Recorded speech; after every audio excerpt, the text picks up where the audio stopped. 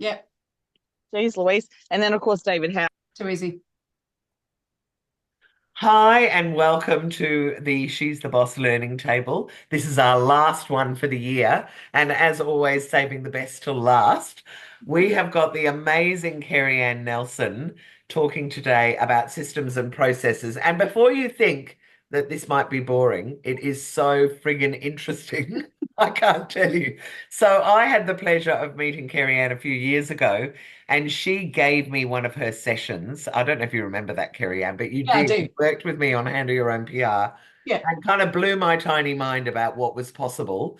And also, you have an amazing story as to why you did it, which will resonate, I think, with a lot of small business owners. So I'm going to handball over to you if you'd like to tell everybody what it is that you do, but also tell us a little bit about why you got into this, because it's a great story and it makes a Mm, lot of sense to a lot of people who've grown a yeah. business organically.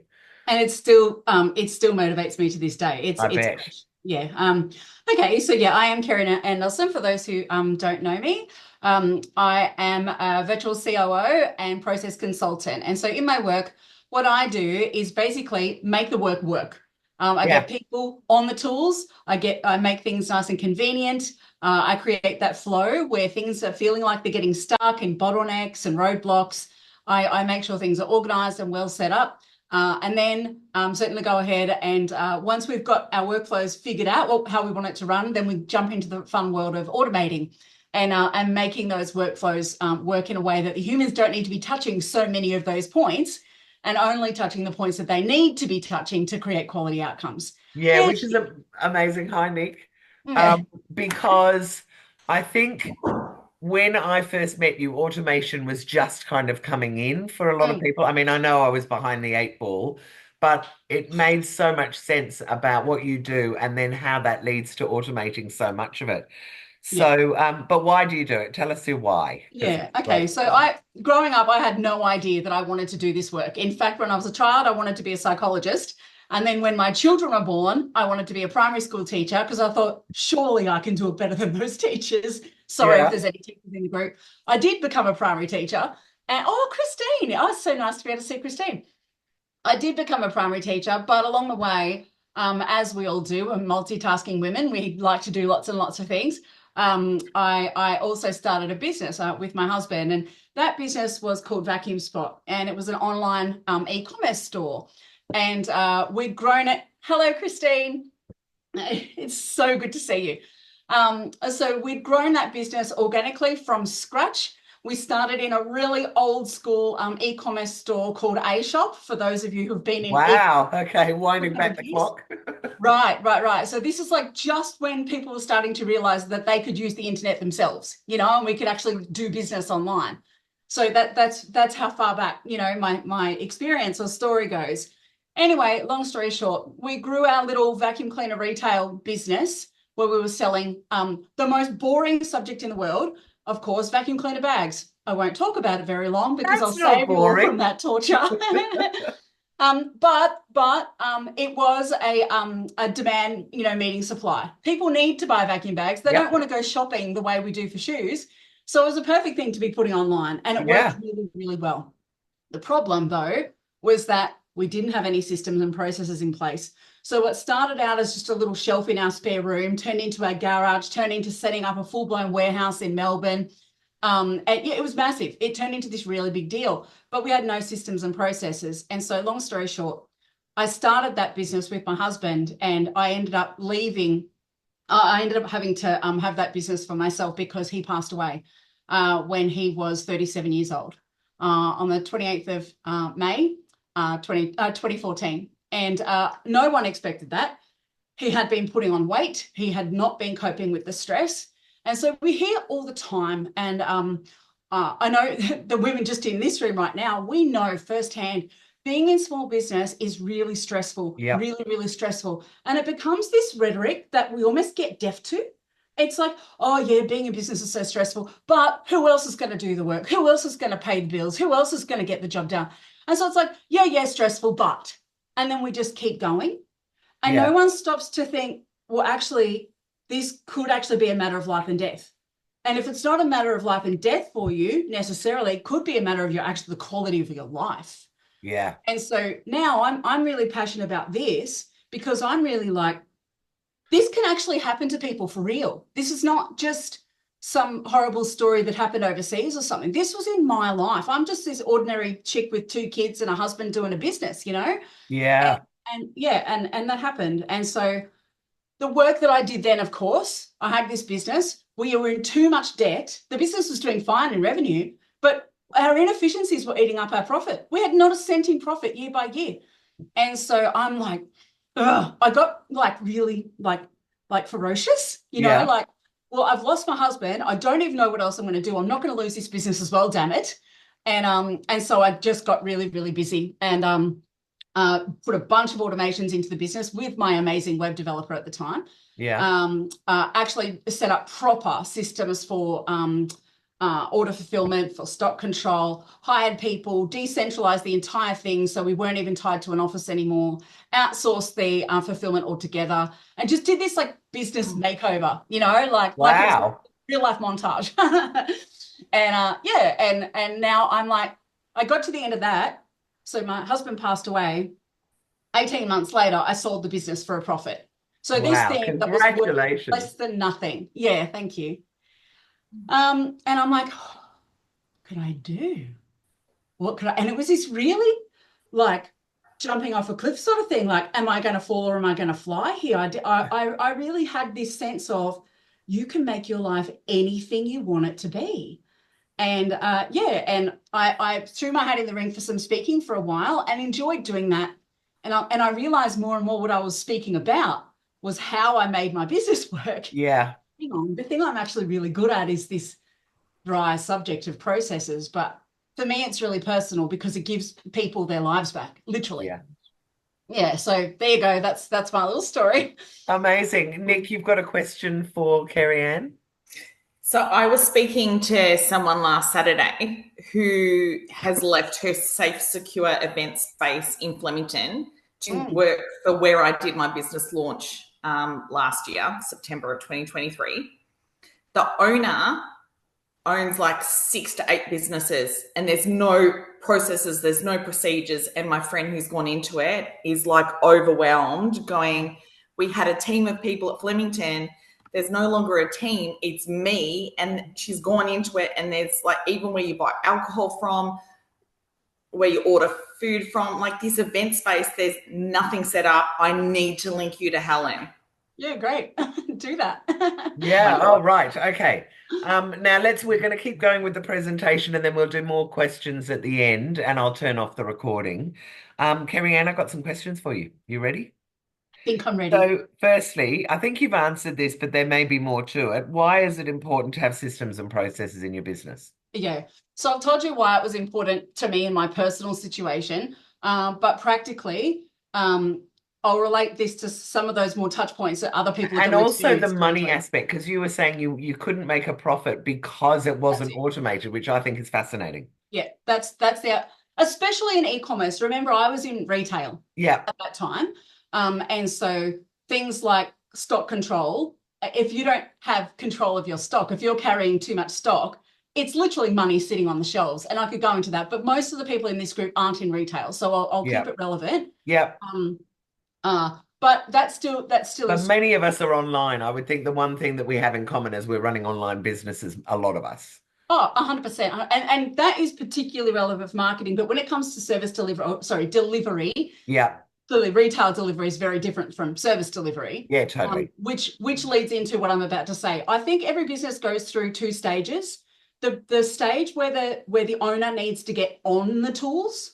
Yep. Then the stage when they have to get off the tools. And the on the tool stage has to come first. And here's why.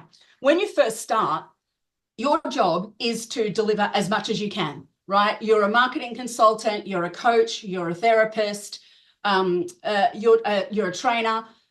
Your job is to be on the tools as much as you can, but you don't have a stack of money yet. Like, let's say we're starting from scratch, we're bootstrapping a little bit, and also you don't have the business to justify putting on staff, adding up those expenses. You want to keep all that profit for yourself necessarily. You need to be one of those, less than half of businesses that survive their first 3 years. You have to do that.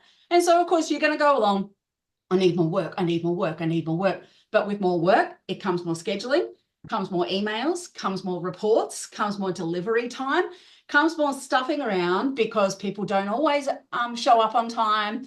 They might need to change their plans. You might experience scope creep. There's a million reasons why every time you take on a new client or a new job, it just starts to blow out a little bit more and a little bit more. If you've got 3 clients, they might sit neatly in rows. You've got 30 clients that, depending on your business model, they might sit neatly in rows. But if you're then looking at this, the case of 50 clients or 300 members, all of a sudden, all of those little parts of serving that one person 300 times over starts to blow out, and your calendar doesn't fit them all. And all of a sudden, doing the follow-up emails, chasing around, chasing around images, chasing around Zoom links, chasing around communication that wasn't clear, chasing around your bills, your invoicing, the filing, the reporting, all of that stuff. All of a sudden, you realize, hang on, I need to get back to being on the tools. I started this thing because I love doing my thing. I'm good at my service. And then all of a sudden you've got literally hours every week where you're not doing your service anymore. And it's stressful, it's unfulfilling, and most of all, you're not earning a single cent unless you're on the tools. Yeah. That's why that first part is so essential. That whole thing of your business running your life rather than your running your life through your business or whatever. Yeah. You want to drive your business instead of it driving you. Yeah, that's 100%. right. Thank and you. So that means, in whatever shape or form that looks like, you need to have systems set up so that you can delegate effectively. Yeah. If it's just you and you're planning on just doing this as a solopreneur thing for the rest of your life, honestly, you probably don't need them. I do, because I've got the worst memory in the world, believe it or not. And I forget how to do things that I only have to do once or twice a year or something. So I've got my little checklists and my templates and things for myself. But honestly, if you're just going to do a solopreneur thing, you actually don't need them. But if you're wanting to save even 10 hours a week by outsourcing some of your work, but giving it to a specialist, giving it to an offshore or an onshore VA, it doesn't need to be this gigantic, let's hire a workforce, but something to give you back that 10, 15 hours a week, because then they become billable hours again. And you're right back where you need to be in that sweet spot of being on the tools again. Yeah, I think that's really true. And also, the whole thing about VAs from overseas that does my head in is the amount of time that they want for the briefing. And I guess what you're saying is, if you've got all that documented, you just go to have a look at that bit. I need you to do that today, and you don't have to spend all that time. Yeah, working 100%. So in a practical way, then, Loom is your best friend. What's Loom? Loom. Christine, do you use Loom? Yeah, I thought you would. Yeah, I use it frequently. It's great. Yeah, and isn't it fabulous? Yep. Yeah. So Loom is a screen recording software. Oh, okay. So you hit go, hit record, and then I do this all the time. I will record my screen and I will say, when you are creating a new invoice for this type of client, here's how you do it. XYZ, 1, 2, 3, literally narrate the process, hit send that to my VA. All of a sudden, I've spent, 5-7 minutes making a video recording. It's their job to file the video recording. It's their job to follow it every time I take on a new client. I now don't need to spend the 5-10 minutes that it cost me to set up a new contact, send off the invoice. Yeah, nice. It's done. And so that's, that's Loom, and a micro example, but yeah. Yeah, no, it's a good example though. I love all your examples. I use Screencastify, but I think it's exactly it's the same thing. Different tools, same job. Yeah. How do you spell Loom? Tip number 1 that we've all got coming out of this, although it sounds like Christine's already using it. Are you using it, Nicole? I've never heard of it. Is it LOOM? Yes, correct. Hot for some reason. It's very weird. You're getting excited. Okay, what if you don't have the time to set up systems and processes because you're so busy working in your business, not on it? I got this. It's not my quote. Is that backwards for everyone? No, that's exactly right, and it's very true. Here's an answer I prepared earlier. I really do think about that. I saw that happen in my husband's life, and I see it happen in people's lives all the time. I just don't have time to set up a library of photos for my social. So then you're always scavenging around looking for photos for your social. I don't have time to make the videos. Think about that software I use. Think about how many videos I would have to make that software, usable by someone else. I don't have time. I don't have time. My advice there, well, that's the reason Find why the my bloody advice is time. about to come. You will never get out of that unless you prioritize the pathway to getting out of it. Right. I am a massive fan of offshoring. I'm not in the business of offshoring myself. I'm not selling virtual assistants.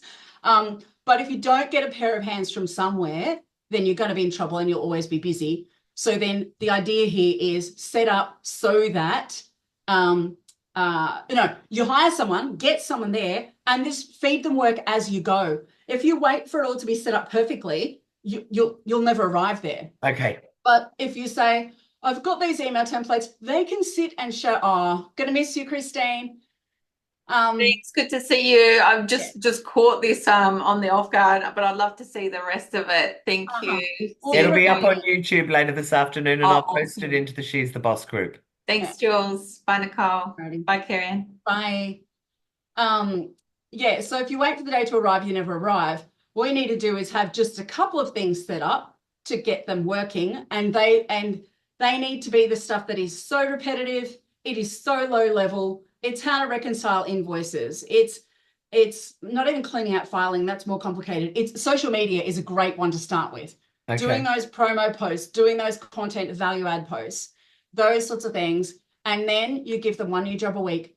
And if it means that for a little while you're paying for hours you're not using, I actually think that's a better idea, because then you're going to be like, I just spent that money and I'm not even, all of a sudden it's going to be a priority, Yeah. And you're going to force yourself to make a change, because you really do have to.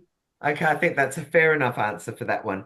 So what are some of the easy wins, for want of a better word, that businesses can use or business owners can use to automate their business? Have you got a couple of kind of easy ones? As in, do you mean tools, or you mean either tools or something I've got you should do? Yeah, okay. So my favorite tool is Monday.com. Oh, okay. Absolutely my favorite. But admittedly, if you've never really even tried to systemize your business before, that's probably step 3 or 4. Right. If you've already got templates and some checklists written up, you're ready to go into Monday.com. Okay. And that is something I do help with. But then before that, so the quick wins, start making checklists for yourself. Okay. Start making templates for yourself. Never send a client proposal again from scratch. Okay. Template that mofo. Put insert name, put times and dates as a field to complete. But so start making templates, start making checklists, things you already know how to do. Do this while, I was going to say in ad break, as if we have ad breaks anymore. Do this while you're watching some, mind-numbing TV show in the evening. Write up the 10 steps on a little bit of paper and print them up yourself while you're on hold the next day. Start setting up. So checklists, templates, and forms is another version of a template. Set up forms for yourself so you can start to, so for a classic example, a client onboarding template is the perfect sort of thing that you can do. Right out of there, client onboarding process, you'll need an email template. You'll probably need instructions on how to do invoicing and set them up in your system. And you'll need a template for all the information you need to get out of your client for them to onboard them properly. So breaking those things down into, today I'm just one thing a week. I'm just going to make a checklist. Maybe you got me inspired. I'm gonna do that, and I'm doing a little bit of it already, but not checklists, but forms I've done for podcasts to collect email addresses and things like that, or if people want to be on the learning table or in our member spotlight newsletter. Okay, next question. What are some of the common mistakes you see business owners make when it comes to systemizing their business? This is going to be a bit of a drag. No, won't be. Okay. Not realizing that you can standardize a process. So thinking that every single email that you send has to be bespoke. It just doesn't. If you want to do a bespoke thing, you might send a quick little text to someone saying, hey, I've got a template email I'm going to send. you can still do it in a personalized way, but you don't have to draft an email up, every time brand new, or ask ChatGPT to draft you that same email every time brand new. True. And I use Google, and you can do Google, I think I think they are called templates actually. Where all the email, I write the email, I put it in there, and then I do it yes. for, do you want to come on my come on my live stream show? That is just I can't remember what they call it, canned or something. Yeah, a canned email. Oh, yeah, in Google they do call it a template. Yeah. So weird. Yes, excellent. Mistakes. Not realizing things could be standardized. Making this is not going to be fun for people. Starting to make stacks of instruction videos, but not having a way, or checklists or whatever, but not having a way to organize them, so you don't know how to find them again. You don't know when they've become out of date. So one of the things that I do help people with, and if I'm the operations manager for my clients, I will set up an instruction video library that actually has them all like cataloged, Yeah, nice. Yeah, so you can find them again, or else your loom is going to turn into a royal mess. And that's true for any of your, here's the mistake that I'm actually describing.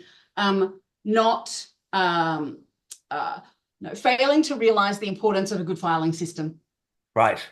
It's so boring. It's so completely unsexy. But what's worse is being frustrated because you can't find something. You recreate it. You do without. You use the wrong thing. I say with everything that I do, it's structure first. What's the structure that I'm putting all this stuff in that I'm about to make for my processes? So yeah, I think there's some insightful, things that people get wrong. Not organizing yourself into good structures, which means when you're making stuff, you're losing it all the time. And I don't remember the third one. It was cataloging all your videos, your Loom videos. Yeah. Oh no, forgetting that you can actually standardize the vast majority of things you can do in your business. Yeah. So stop personalizing everything. Okay. How look, some of these we're kind of covering off anyway, but how should you somebody like me, I've been running a business for 4 years now. If I haven't documented, and I've got bits everywhere, and I have got bits of documentation, it kind of makes my brain want to explode, the thought of having to try to start doing it in hindsight. So the question is, how should you document your processes, and can you give us some tips for getting started? 100%. Which I guess you kind of have with templates and checklists. Yes. This is what I do ideally with everyone. Some clients want to cut straight to the chase, and it's like, all right, I'll just do my best. But generally, if I was to recommend the way, it's this way. Start with either physical sticky notes, which I always have them handy, or use an electronic tool. I use Lucid Chart. Like Lucid Sleep, Lucid Chart. And map out what is that process all about. So if you're running an event, what is the event process, a setup process all about? What are the actual main steps? Okay. Then those little boxes all lined up in a row, what you have to do, that all form a timeline. Now, sometimes there could be 2 or 3 things that need to be done all on the same day. That's fine. You can line up your sticky notes and represent how that timeline looks from day to day.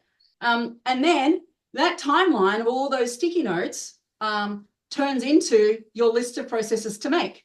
So if the first one is I used to run events. So, for me, I would have a checklist. First one was like set up the event collateral. No, it's before that. Book your speaker.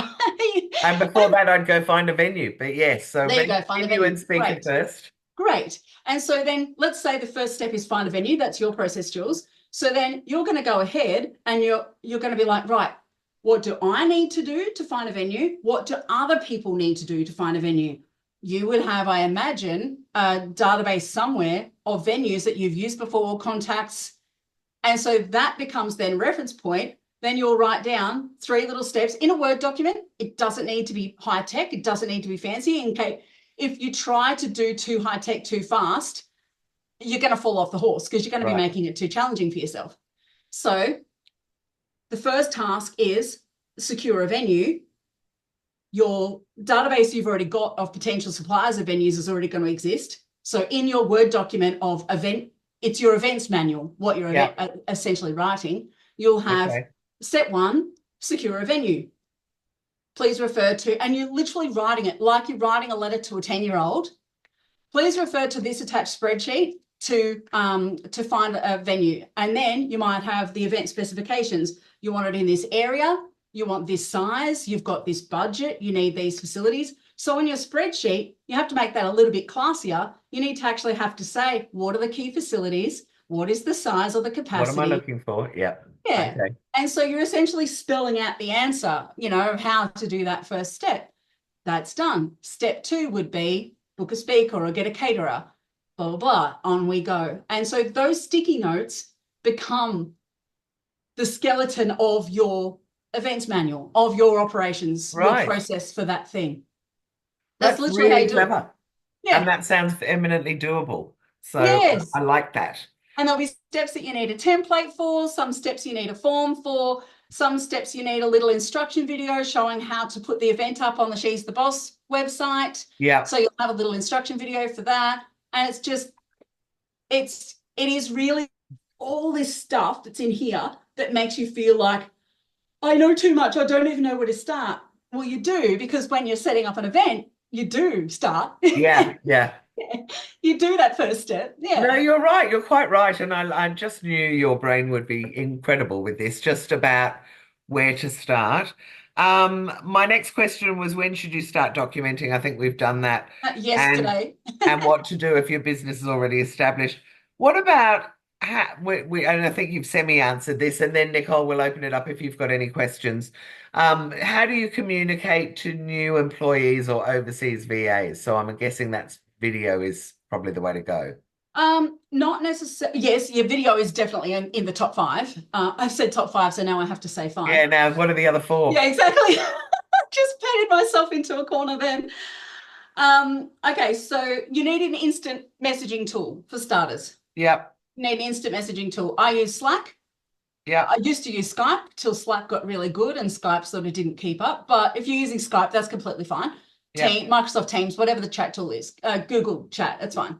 WhatsApp we use, but yep. Hey? WhatsApp?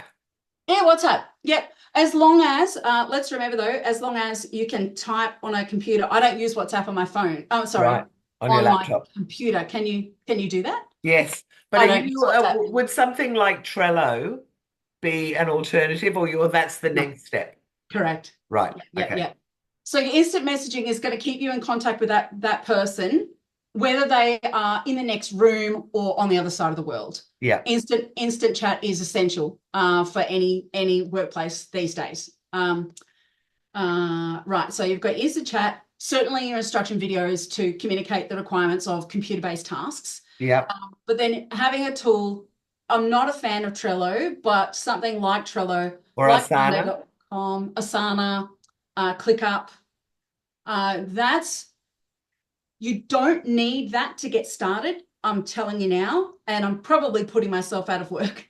But the reality is, if you haven't thought through that process that I told you, where you've got step 1, step 2, step 3, trying to move into Trello or Asana, I mean, you're going to have a nervous breakdown. It's just too hard to learn it all, put it all together in one go. But if you are progressing to building up, even one assistant for a year or 18 months, at the moment, I only have one assistant. Yeah. We use Monday every single day, monday.com every single day. Yeah. We use Slack every single day. And then the other thing you need, I don't know what number we're up to, you need a cloud-based storage for all of your resources to live in. So we use Google Drive, but of course, SharePoint exists and Dropbox exists, and that's all good. So we've got instant messaging, we've got cloud-based, cloud storage, we've got task software, video recordings. Yeah. Oh, and then I will say you probably want email as well for the stuff you actually want to have a record of. Yeah. Okay, that makes sense. Yep. And I'm assuming too, I'm going to hijack a little one here. I'm going to piggyback. Your instant chat tool should have a video call function as well. Okay. Because you really should be checking in with your team, wherever they're based in the world, at least once a week. Yeah. Even if it's just to maintain the relationship, engagement is everything, you know? Yeah, I absolutely agree. Yeah. Fantastic. That is gold. Thank you. My last good. question before we go is tell us about The Freedom Machine, your book. Oh, yes. Is it new? This is my book. Oh, yeah. And yeah, okay. So how to make your business run like a well-oiled machine without you.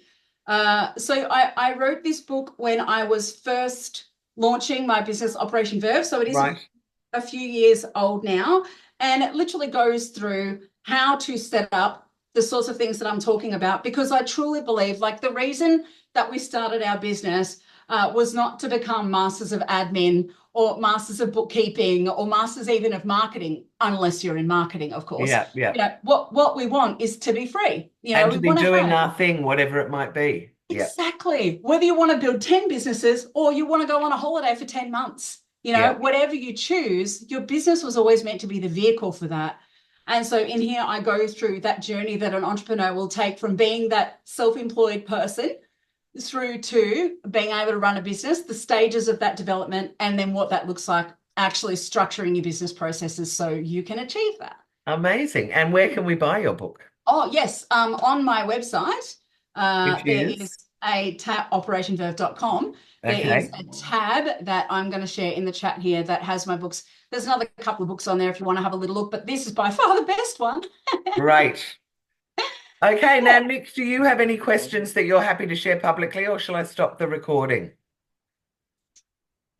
What do you Have think? the recording to keep going. Okay, fantastic. Go, you hit Kerry Anne with any questions you've got. So we at Real Fringe are known as the #1 place to go for hair donation in Australia. Right. Because we take both coloured and natural hair, that's a minimum of 15 centimetres. Brilliant. But we want to be known as #1 for the hair loss solution for people that are losing hair from chemotherapy, whole head radiotherapy, alopecia areata. So that's the stage we're at the moment. Yeah. I'm loving your suggestions with regard to keeping everyone on track. So only in the last week and a half, I've created a WhatsApp chat with the ambassadors. Awesome. So What's an ambassador, Nicole? So I've got 2 cancer ambassadors. So people that have had cancer in the past that can speak to the product, having worn it when they're going through chemotherapy or post-chemotherapy. So one of which is going to be completely bald for the rest of her life. She's 29 and she had whole head radiotherapy when she was 13 for a brain tumor. So her hair will never grow back. So she's got wigs, but she chooses not to wear them because it's so hot and itchy, right? So they can talk to the product. They can show how the product can be worn live in a way that I can't. I can only totally understand the value of that. How can I help you with that? I want to be able to get the word out there. I want to be well known for the product as what I am about the hair donation. How the heck do we do that? Is there a system to that? I want to give myself a little out. That is a marketing question. I was going to say that's the kind of thing I can help you with. Okay. That is a marketing question, and Jules is so good at that stuff. But whatever you're going to do, get the strategy, and then I'm not going to touch the strategy. That is not my jam, and I don't want to tread on the toes of people who are really, really good at that. Yeah.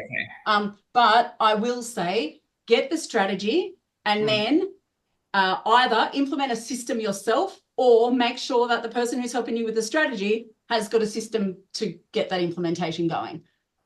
We've got Kerry Bolton. It's really great to have you here, Kerry. I've met you a couple of times, but not directly like this, so it's really good. Oh, well, and she's just back from New York. I'm on my phone. Can you hear me? Yes. Can you hear me? Yes. Oh, yeah. Sorry, I'm not putting my video on because I really am not looking the best. I'm in bed with a cold and an ear infection. Aww. Too much awards and running around everywhere. I'm just sick now. The only reason, Kerry, I haven't been to work for all week. I didn't mean to put you on the spot, but I know through back channels, that Kerry has an amazing system for her social media content, for example, for her marketing. And and so I know that not only does she have great strategy, but she's got people that are working a system to keep the content consistent, the messaging consistent, the scheduling consistent. The calls to action have a really nice, good flow. Yeah, she's amazing. Yeah. Just before we go into this, I'm going to turn off the recording.